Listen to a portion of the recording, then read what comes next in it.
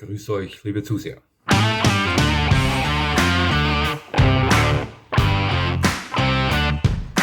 Nochmal herzlichst willkommen, liebe Zuseher, hier auf meinem Kanal. Ich freue mich sehr, dass Sie da sind.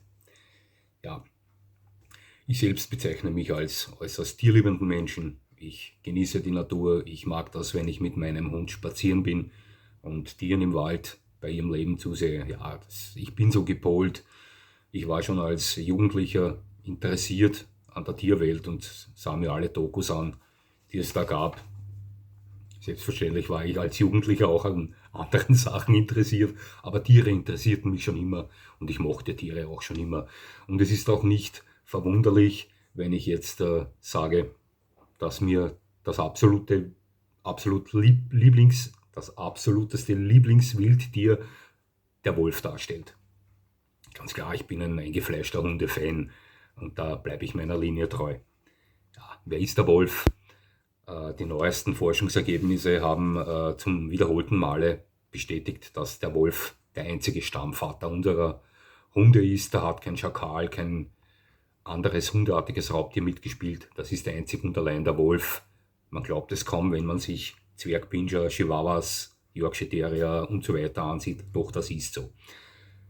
Den Wolf gibt es, oder sagen wir so, der Wolf hat sich vor etwa 15 Millionen Jahren entwickelt.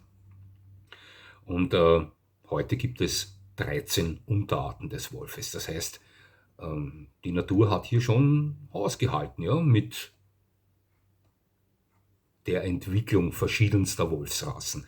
Wenn wir Hunde als Beispiel hernehmen, es gibt weit über 400 anerkannte Hunderassen und da haben wir Menschen schon etwas mehr Gas gegeben als die Natur. Aber die Natur weiß es zumeist, und davon bin ich überzeugt, besser. Ja. Und deswegen dachte ich mir, nehmen wir doch mal den Stammvater unserer Lieblinge, der Hunde, her und zerlegen ihn von A bis Z, sehen wir nach, was der drauf hat im Vergleich zu unseren Hunden. Ja? Ob sich die heute noch sehr ähneln, ob sie sich extrem voneinander unterscheiden und so weiter. Ja, ich habe da etwas nachrecherchiert, um mein Gedächtnis etwas aufzubessern. Natürlich wusste ich einiges noch von diesem Tier, stellt mein Lieblingswildtier dar, aber ich musste auch einige Wissenslücken füllen, die mir in den Jahren, die ich mit Hunde verbrachte und mich mit dieser Thematik beschäftigte, da entflohen sind. Ja, das ist ganz klar, man vergisst vieles. Und kam ich auf einige interessante Sachen drauf. Ja. Also wie gesagt, es gibt etwa 13 Wolfsrassen, verschiedene Unterarten von Wölfen, die sind verteilt am ganzen Globus. Die haben sich da perfekt an das Klima, an die Umgebung angepasst, ob das die Beschaffenheit ihres Felles ist, die Größe, das Gewicht und so weiter. Im Vergleich dazu weit über 400 anerkannte Hunderassen. Also da ist schon ein recht großer Unterschied zu sehen. Von der Anatomie, wenn wir jetzt hier mal den Wolf beschreiben wollen, das ist für mich der Top-Hund, ja, also der Superhund. Ein hundeartiges Raubtier sollte so aussehen wie ein Wolf. Der ist einfach perfekt gebaut. Das ist ein Hetzjäger, ein Laufraubtier mit einer Top-Nase, mit einem Top-Gehör, sieht in der Nacht sehr gut, hat ein scharfes Gebiss, ein stark ausgeprägtes Sozialverhalten. Das ist der Top-Hund, ja, der Wolf. Also anatomisch gesehen ist der Wolf unter den hundeartigen Raubtieren meiner Meinung nach das Maß aller Dinge. Wenn wir hier Hunde hernehmen, wie sich die schon anatomisch vom Stammvater, dem Wolf, unterscheiden, ist das enorm. Ja, also nehmen wir hier die extrem kleinen Hunde, Chihuahua, oder stark überzüchteten Hunde, englische Bulldoggen, englische Mastiffs, riesengroße Tanks. Ja, also und die dann vergleicht mit dem Wolf, da sind schon extreme Unterschiede zu sehen. Überzüchtungen von Menschen, was die Tauglichkeit der Anatomie betrifft. Deutscher Schäferhund, schwer abfallender Rücken, während der Wolf einen schönen, geraden, langen Rücken hat. Ja, das hat ja alles einen Sinn, was die Natur macht. Ja, also anatomisch unterscheiden sich sehr, sehr viele Hunderassen von ihrem Vorfahren, dem Wolf heutzutage. Es gibt allerdings auch sehr viele Hunderassen, die dem Wolf anatomisch stark gleichen. Das sind oft nordische Hunderassen. Das sind viele Schäferhunderassen. Aber auch Hunde, die mit Schäferhunde überhaupt nichts zu tun haben. Da können wir in die Kategorie der Laufhunde hineingehen. Bei vielen Gebrauchshunderassen finden wir ähnliche Kategorien, auch bei Windhunden, ja, wie sie der Wolf aufweist. Das heißt, recht gesunde Laufraubtiere, hundeartige Raubtiere. Ja. Aber was die Anatomie betrifft, sollte der Wolf das Maß aller Dinge darstellen für hundeartige Raubtiere. Wie sieht es mit dem Alter aus? Also man weiß, dass Wölfe in Gefangenschaft bis 18 Jahre alt werden können. Ja. In freier Wildbahn werden sie zwischen 10 und 12 Jahre alt. Das hat oftmals den Grund, dass Wölfe ab einem gewissen Alter vom Rudel nicht mehr mitgezogen werden können. Sie würden das Rudel nur mehr bremsen, weil diese Exemplare schon zu alt, zu schwach sind. Oftmals werden das dann Einzelgänger und sterben dann eventuell einsam, oder sie werden selbst zur Beute und werden getötet von anderen Rudeln oder sogar von Beutetieren. Wir wissen, dass es Fälle gab, wo Wildschweine Einzelgängerwölfe jagten, töteten und fraßen. Das ist so. Ja. Ja, also wie gesagt, in freier Wildbahn oftmals 10 bis 12 Jahre alt, in Gefangenschaft bis zu 18 Jahre alt. Und wenn wir hier unsere Hunde als Vergleicher nehmen, wir wissen, dass speziell die kleinen Hunderassen oder die kleinsten der Hunde oftmals auch bis 18 Jahre alt werden können. Manche auch 20, 22 Jahre. Es gibt einen Hund im Guinness-Buch der Rekorde. Ich weiß nicht, ob das stimmt. Ja, das wäre ja ein Wahnsinn, aber der steht, glaube ich, mit über 30 Jahre drinnen. Aber das ist eine absolute Ausnahme. Ja, im Schnitt werden Hunde auch so, sagen wir mal, zwischen 10 und 15 Jahre alt. Also hier ist der Unterschied, sage ich mal, nicht so groß. Wie sieht es mit der Gesundheit aus? Wie gesagt, anatomisch gesehen ist der Wolf das Maß aller Dinge. Und diese Tiere sind anatomisch hochgesund. Also die erleiden, ich weiß nicht, ob es überhaupt Wölfe gibt, die Ellbogendysplasie oder Hüftgelenksdysplasie erleiden können. Ich weiß nicht, ob es das gibt. Ja. Soweit habe ich nicht recherchiert, doch ich kann es mir kaum vorstellen. Also die Natur hat dabei dem Wolf schon da so vorgesorgt, dass diese eher selten an Gelenkserkrankungen leiden. Im Vergleich dazu unsere Hunde, speziell die überzüchteten Rassen, die extrem gezüchteten Rassen, die überschweren Hunde oder wie zum Beispiel der deutsche Schäferhund mit dem stark abfallenden Rücken. Also hier haben wir mit Gelenksproblemen zum Beispiel schon viel öfter zu tun, auch mit Bänderüberdehnungen, Bänderrissen, Augenentzündungen wegen Hängelidern, Hautentzündungen, weil es rein weiße Hunde sind oder weil sie zu viele Falten haben und in diesen Zwischenräumen sich Bakterienstämme sammeln und so weiter. Mit solchen Dingen haben Wölfe gar nichts zu kämpfen. Ja. Selbstverständlich wird es Wölfe geben, die krank werden aufgrund irgendeiner Erkrankung. Ganz klar, es gibt das perfekt gesunde Tier nicht. Vielleicht gibt es das, ich kenne es nicht. Aber ansonsten ist der Wolf rein gesundheitstechnisch gesehen dem Hund im Schnitt weit überlegen. Wie gesagt, das Maß aller Dinge meiner Meinung nach. Hunde sind Nasenjäger. Nicht alle, aber hundeartige Raubtiere sind zu 90% Nasenjäger. Wie sieht es denn da im Vergleich aus, Wolf und Hund? Ja, der Wolf ist zu 90% ein Nasenjäger und zu 10% ein Sichtjäger. Die Nase des Wolfes ist vorzüglich. Nicht unbedingt die feinere, wie wir sie bei manchen unserer Hunde finden, denn wenn wir als Vergleich zum Beispiel einen englischen Bloodhound hernehmen, einen Basset, also Spürhunde hernehmen, die haben schon mindestens eine genauso gute Nase wie der Wolf. Ja, also die nehmen Spuren auf, die können Wochen alt sein. Doch während Wölfe zu 90%, alle Wolfsunterarten, zu 90% Nasenjäger und nur zu 10% Sichtjäger sind, gibt es bei Hunderassen, die 90% Sichtjäger sind. Und hier können wir größtenteils bei den Windhunden suchen. Das sind fast alles Sichtjäger. Selbstverständlich haben auch Windhunde eine gute Nase, doch die haben sich darauf spezialisiert, auf Sicht zu jagen. Man sagt auch dem Dobermann nach, dass er ein Sichtjäger ist. Ich weiß es nicht, ja, aber ich habe das schon öfter gelesen. Also das ist der Unterschied zwischen dem Wolf und unseren Hunden. Die Intelligenz, hier scheiden sich die Geister. Da gibt es Leute, die sagen, nein, der Wolf, der ist der ist weit intelligenter als unser heutiger intelligenztechnisch verkümmerter Hund im Vergleich zu seinem Stammvater. Dann gibt es Leute, die sagen, nein, das ist nicht so, die halten sich da etwa die Stange, und ich habe da etwas recherchiert und habe mir die neuesten Forschungsergebnisse rausgesucht, und die sagen tatsächlich, dass sich der Wolf und der Hund rein intelligenztechnisch die Stange halten. Der Wolf ist vielleicht der bessere Problemlöser, aber ich möchte hier jetzt nicht ins Detail gehen. Sie können gerne googeln, da gibt es gute Aufzeichnungen diesbezüglich. Der Unterschied ist, dass sich Hunde oftmals an ihre Besitzer wenden. Ja? Wenn Aufgaben gestellt werden, zieht die der Wolf alleine durch.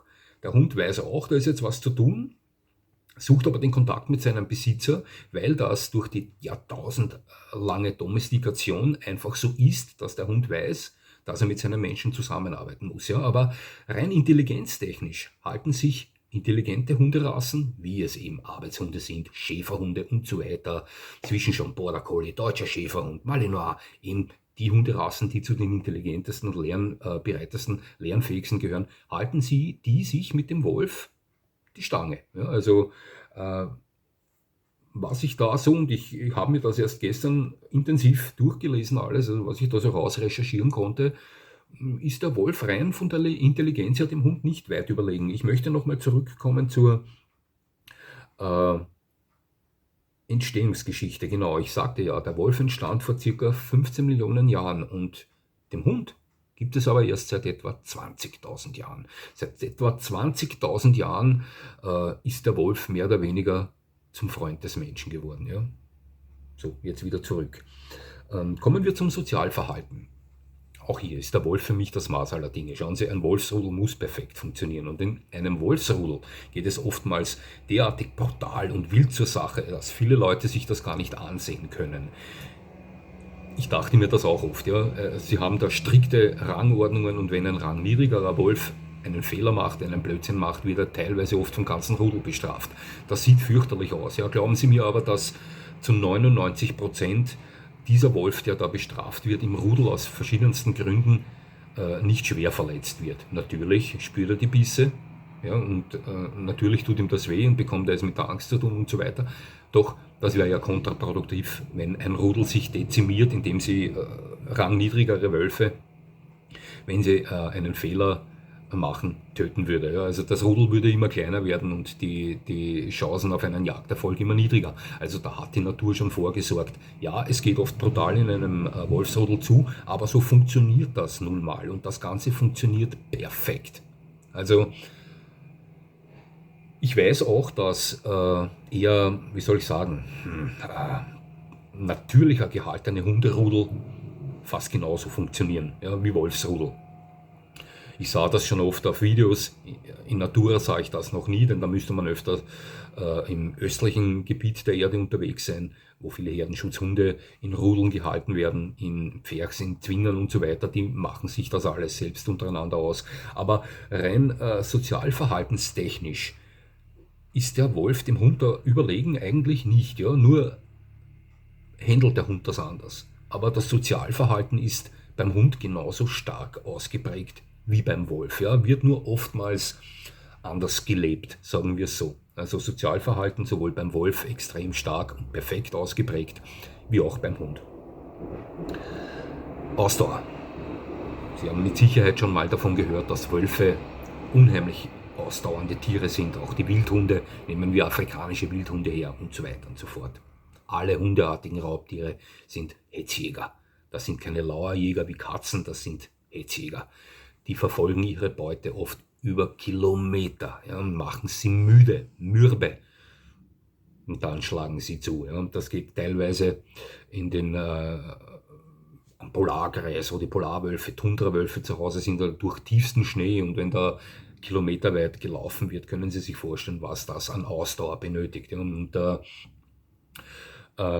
rein ausdauertechnisch können auch die Hunde hier mithalten. Wenn wir nordische Hunderassen hernehmen, Schlittenhunderassen hernehmen oder klassische Laufhunde hernehmen, die über zig Kilometer Spuren verfolgen, ja, dann halten da Hunde mit.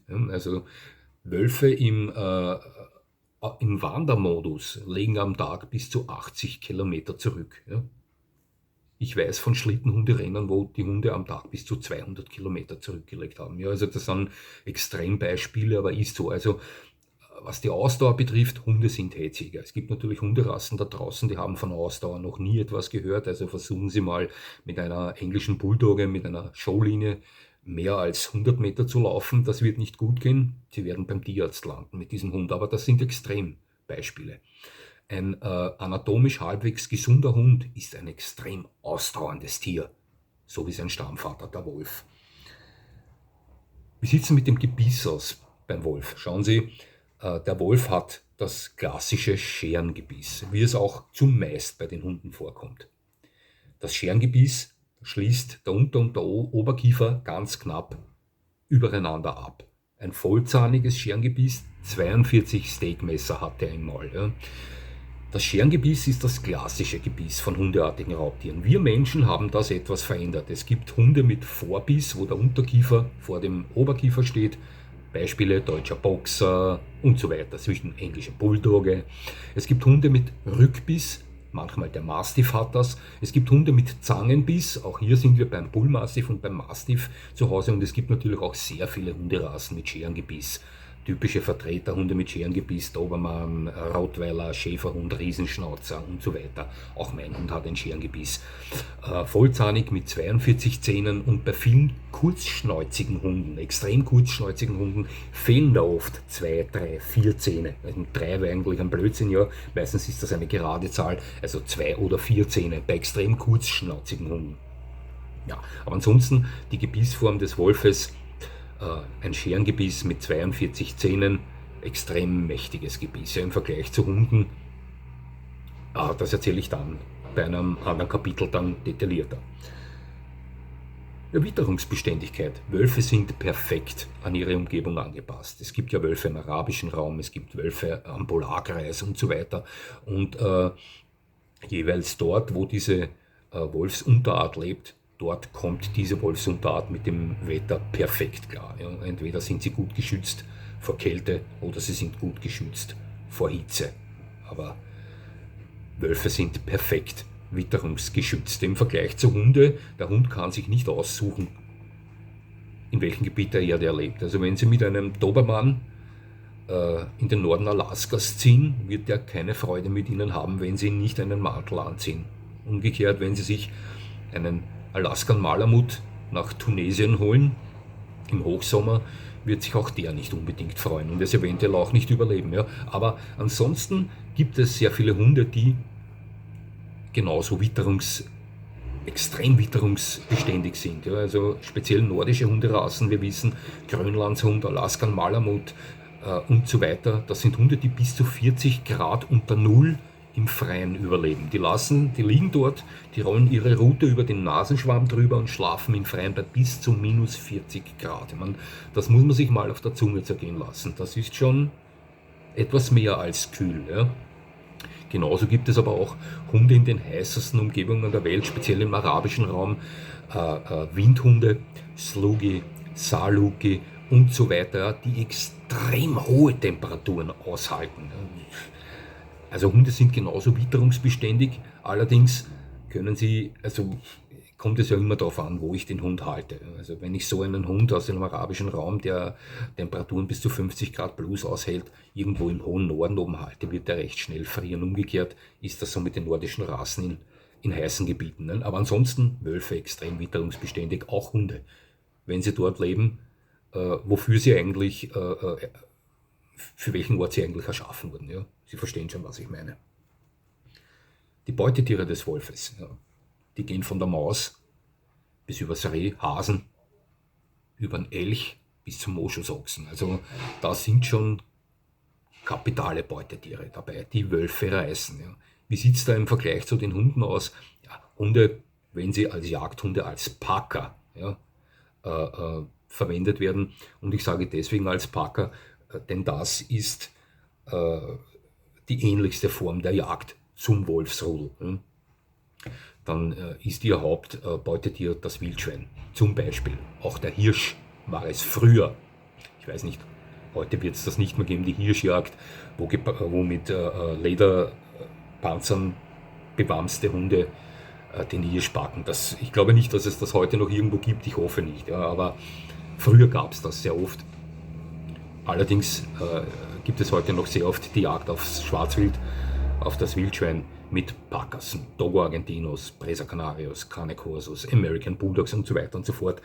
Ich bin mir sicher, dass es viele Packerrassen da draußen gibt, die mit Beutetieren, auch mit den größten Beutetieren, fertig werden würden, wie es der Wolf wird. Ja. Aber wie gesagt, nochmal zurück. Die haben Beutetiere, die von der Maus bis zum Moschusochsen reichen. Und das sind schon große Beutegreifer, ja. Die Wölfe.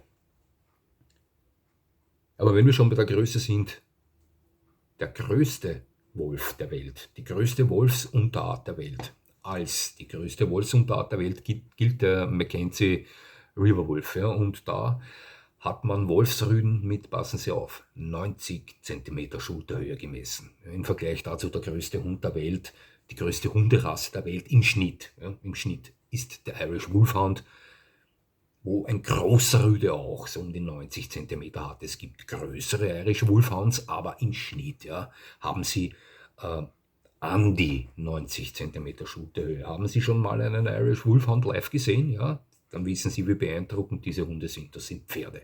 Und jetzt stellen Sie sich einen Wolf vor mit dieser Schulterhöhe, einen Mackenzie River Wolf neben einem Irish Wolfhound, und ich garantiere Ihnen, optisch geht der Irish Wolfhound neben so einem Wolf unter. Also das muss ein beeindruckendes Bild abgeben, wenn ein Wolf mit 90 cm Schulterhöhe vor ihnen steht. Ja, also rein Schulterhöhe technisch können auch Hunde mit dem Wolf mithalten, mit dem größten Wolf.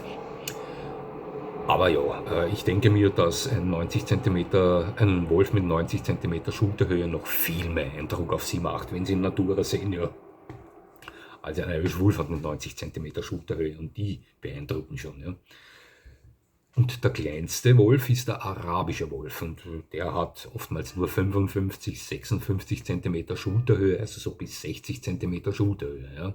Also das ist ein Wolf mittlerer Hundegröße, wenn man so will, wie ein belgischer Malinois, etwas kleiner als ein belgischer Malinois. Sie wissen schon in die Richtung hinein, kleiner als ein Golden Retriever, kleiner als ein Labrador, etwas drunter, also eine Kategorie drunter. Das ist der arabische Wolf, der kleinste. Und der kleinste Hund als kleinster Hund der Welt gilt der Chihuahua. Ja. Also die bekommen zwischen 15 und 20 cm Schulterhöhe. Also hier ist der Unterschied zwischen Hund und Wolf. Also bei der Kategorie klein schon extrem. Ja. Jetzt kommen wir zum Gewicht. Die schwersten Wolfsunterarten sind der Tundra-Wolf und wieder der Mackenzie River Wolf. Und hier bekommen Rüden oftmals bis zu 80 Kilo Gewicht. Doch es wurden auch schon Rüden mit 90 Kilo Gewicht gemessen. Ja. Also, jetzt hatte ich vorher über den Mackenzie River Wolf gesungen, was die Schulterhöhe betrifft. Stellen Sie sich vor, ein Wolf mit 90 cm Schulterhöhe und 90 Kilo Gewicht. Aber das ist ein Wildtier, ja, ein arbeitsfähiges Wildtier. Im Vergleich dazu ein 90 cm hoher Schulterhöhe. Hoher Mastiff mit 90 Kilo wäre nicht überlebensfähig in der Wildnis. Ja. Ein 90 cm Schulterhöhe Wolf mit 90 Kilo, das muss schon ein prächtiges Raubtier sein, das sage ich Ihnen. Ja, im Vergleich dazu, Hunde können hier die Wölfe übertreffen, denn Mastiffs bekommen oftmals über 100 Kilo, auch Mastino Espagnols hat man schon mit 110 Kilo gewogen. Aber wie gesagt, das kann man so nicht vergleichen. Das sind Fleischberge, die eigentlich in der Wildnis, auch selbst wenn sie ein Rudel darstellen, ich kann mir 8, 9, 10, 12 Mastiffs mit 100 Kilo, ich weiß nicht, ob sich die ernähren könnten in der freien Wildbahn, ich denke nicht. Ja. Also die sind dafür nicht gemacht. Im Vergleich dazu, Wenn Sie da ein Rudel haben mit 12 Mackenzie River Wolves und sagen wir, davon sind ja die Hälfte Rüden und diese Rüden knapp 90 Zentimeter Schulterhöhe haben und sagen wir 80 Kilo, sollten sich die Ochsen, die Elche und weiß ich nicht was als hüten, auf die zu treffen. Also das muss schon beeindruckend sein. Das war der schwerste Wolf im Vergleich zu den schwersten Hunden. Und jetzt kommen wir zu dem leichtesten Wolf und das ist wieder der arabische Wolf. Und der bekommt zwischen 18 und 20 Kilo. Also ja, wieder wie ein mittlerer Hund in etwa. Also kleiner und leichter werden die nicht. Ja. Natur sagt, wenn du ein Wolf bist, dann darfst du maximal so groß und so schwer werden und maximal so klein und so leicht werden. So ist das halt. Die Natur wird schon wissen. Im Vergleich dazu die Hunde. Der leichteste Hund, erwachsene Hund, war ein Chihuahua mit 553 Gramm. Ja, also hier könnte sogar eine Feldmaus zum gefährlichen Gegner werden für diesen Chihuahua. Aber ist so, ja. Da sieht man wieder, wie extrem wir Menschen da mit der Natur umgehen können. Gell? 553 Gramm, einen halben Kilo schwer, ein Hund. Stammt aber dennoch vom Wolf ab. Ja, okay. Kommen wir zur Geschwindigkeit. Und zwar wurde bewiesenermaßen ein Polarwolf mit 74 km/h Geschwindigkeit gemessen. Ja. Im Schnitt erreichen Wölfe eine Geschwindigkeit von 60, vielleicht etwas über 60 km/h. Tatsächlich wurde aber, und das ist belegt, ein Polarwolf mit 74 km/h gemessen. Das ist enorm schnell. Ja. Wenn wir den schnellsten Hund der Welt dazu nehmen, das ist der Greyhound und der schlagt diesen schnellsten Wolf knapp. Ja. Denn unter Wettkampfbedingungen wurden Greyhounds mit knapp 80 km/h gemessen. Ja. Aber das ist wieder so ähnlich wie bei der Größe, bei der Schwere. Ja. Wobei ich einem Rudel Greyhounds eher zutraue, im warmen Gebiet im Rudel sich ernähren zu können, als einem Rudel Mastiffs. Sie verstehen schon, was ich meine. Ja, also der schnellste Hund der Welt ist schneller als der schnellste Wolf der Welt. Ja. Nicht viel, aber er ist schneller. Jetzt kommen wir zu einem heiklen Thema, aber das möchte ich ansprechen, denn selbstverständlich gibt es auch Zweikämpfe zwischen Wölfe und Hunden, speziell in Gebieten, wo Vieh von Herdenschutzhunden bewacht wird. Ja, also dort kommt es oft zu Schlachten. Man kann auch einige davon auf YouTube aufrufen oder da gibt es sehr viele gute Recherchen dazu, Dokumentationen dazu und so weiter. Doch ich habe schon oft gelesen, wer will einen Kampf gewinnen, Wolf oder Hund und so weiter. Schauen Sie, das ist, mir wäre am liebsten Hund und Wolf würden überhaupt nicht gegeneinander kämpfen. Ja, ich mag das nicht. Ja, ist so. Aber egal, gehen wir mal zum Thema zurück. Ich behaupte, dass kein Hund der Welt einen ausgewachsenen Mackenzie River Wolves Rüden im Kampf 1:1 schlagen könnte. Weder ein Alabai, noch ein Kangal, noch ein Molosser, noch ein American Pitbull Terrier oder sonstiges. Ja.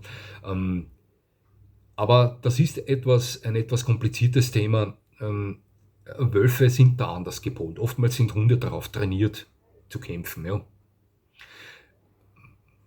Wölfe, wenn sie der Meinung sind, schwerst verletzt zu werden oder so verletzt oder gar getötet zu werden, würden dann versuchen, die Flucht anzutreten. Aber ich sage mal, wäre der Wolf so gepolt wie der Hund, der den Kampf sucht und den Kampf auf diese Art und Weise aufnehmen, dann hätte keine Hunderasse auf der Welt gegen solch einen Mackenzie River Wolf oder gegen einen Tundra-Wolf eine Chance. Ja. Die Wölfe, die von Hunden im Zweikampf getötet werden, sind oftmals Wölfe der leichteren Unterarten. Ja, also speziell in der Türkei. Die türkischen Wölfe sind bei weitem nicht so mächtig wie die nordischen Wolfsrassen. Ja. Und hier kann es schon vorkommen, dass ein Kangal im Einzelkampf, ein anatolischer Schäferhund im Einzelkampf, einen Wolf tötet.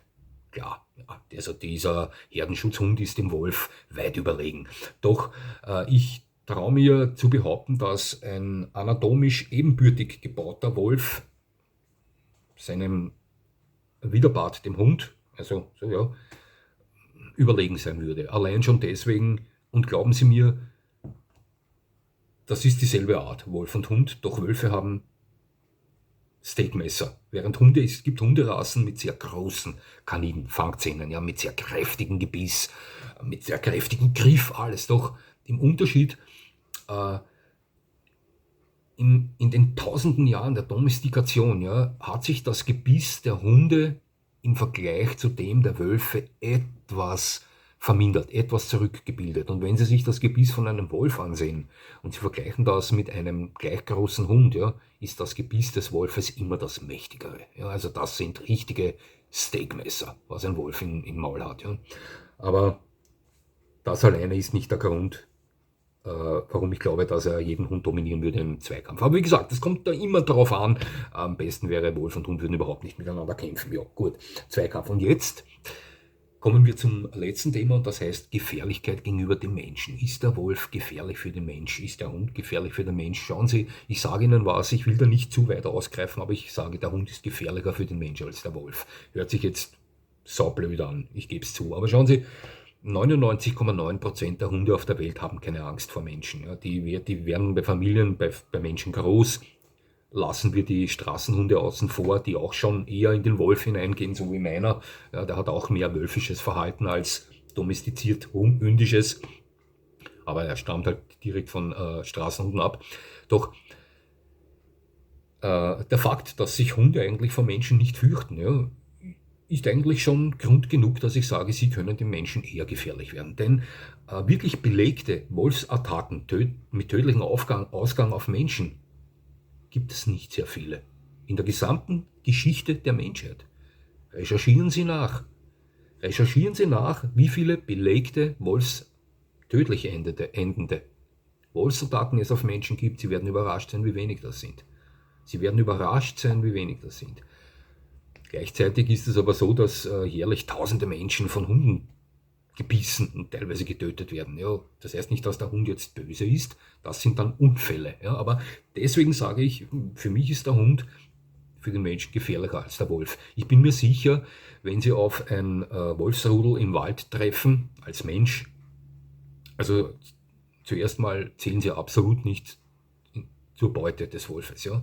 Natürlich garantiere ich Ihnen auch, wenn Sie irgendwo in der Pampa, also irgendwo weit abgelegen in einem Gebiet, wo es nur mehr wenig Wildbestand gibt, wo der Wolf täglich am Verhungern ist, ja, und Sie dort unterwegs sind eventuell und auf ein Wolfsrudel treffen, kann es natürlich sein, dass das Wolfsrudel sagt, so, wir sind knapp am Verhungern, den holen wir uns jetzt.